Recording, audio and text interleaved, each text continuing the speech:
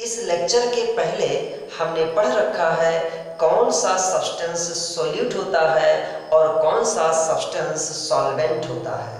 Solute क्या था? जिसकी अमाउंट कम होती थी वो सॉल्यूट था और जिसकी अमाउंट ज़्यादा होती थी वो सॉल्वेंट था।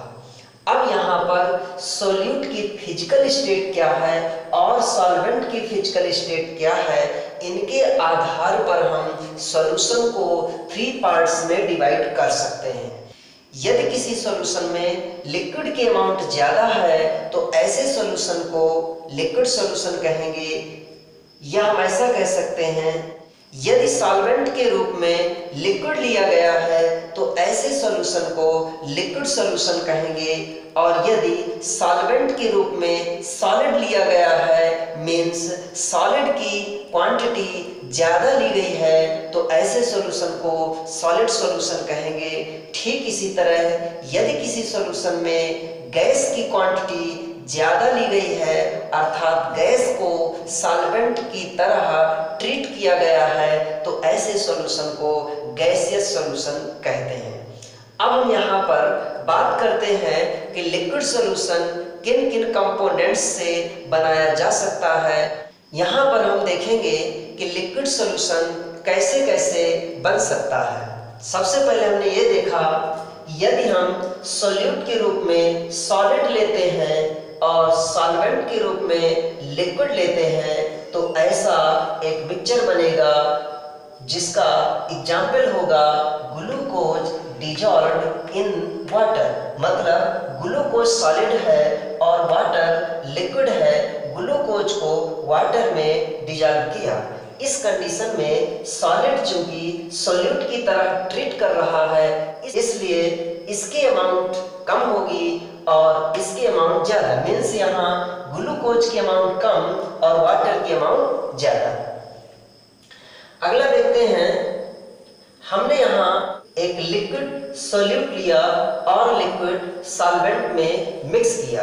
कोई ऐसा एग्जाम्पल जिसमें दोनों कंपोनेंट लिक्विड होते हैं, इसका example ethanol dissolved in water. इस समय इथेनॉल की अमाउंट कम है और वाटर की अमाउंट ज़्यादा है। Next gas dissolved in liquid, यानी लिक्विड में गैस को डिजॉल्व किया, गैस की अमाउंट कम लिक्विड की अमाउंट ज़्यादा।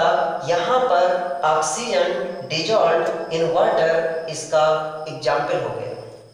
अब सॉलिड सॉल्यूशन में देखते हैं, सॉलिड को सॉलिड के साथ मिक्स किया जा सकता है, लिक्विड को सॉलिड के साथ मिक्स किया जा सकता है, गैस को सॉलिड के साथ मिक्स किया जा सकता है।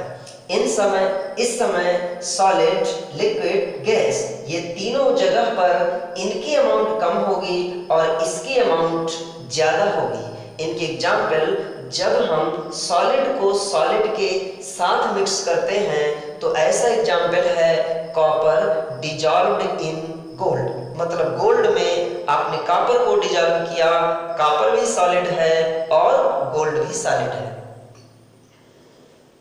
Next liquid dissolved in solid, मतलब लिक्विड को आपने सॉलिड में डिजॉल्व किया और इसका एग्जाम्पल है amalgam of mercury with sodium. Mercury आपकी लिक्विड होती है और सोडियम आपका सॉलिड होता है। गैस इन सॉलिड, आपने सॉलिड में गैस को डिजॉल्व किया और इसका एग्जाम्पल है solution of hydrogen in palladium. Hydrogen gas है और पैलेडियम सॉलिड है, यानी पैलेडियम में आपने हाइड्रोजन को एडजॉर्ब कराया।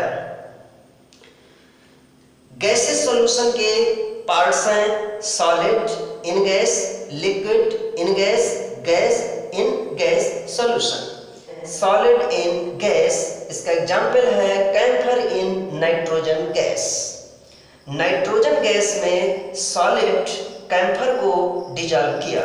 लिक्विड इन गैस, क्लोरोफॉर्म को आपने नाइट्रोजन गैस में डिजॉल्व किया, क्लोरोफॉर्म आपका लिक्विड हो गया और नाइट्रोजन गैस हो गया। नेक्स्ट एग्जाम्पल लेते हैं गैस इन गैस।